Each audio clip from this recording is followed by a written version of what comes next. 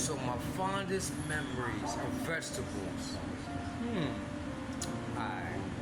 When we was younger, me and my sister, right?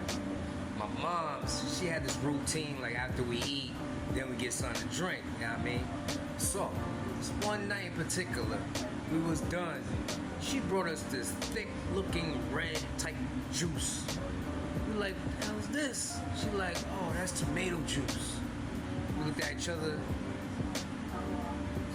Go for it. Try to take that sip. All over. She came back. Oh my God, what the Yo. Never gave us no tomato juice no more. But yo, how ironic though, because growing up, I love everything about tomatoes, man. I love that shit. Like even this little grilled cheese sandwich, little tomato fish soup. You know what I mean? Healthy.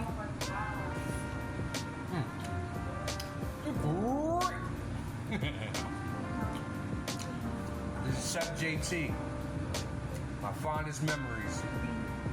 Stay tuned. I'll be right back at you.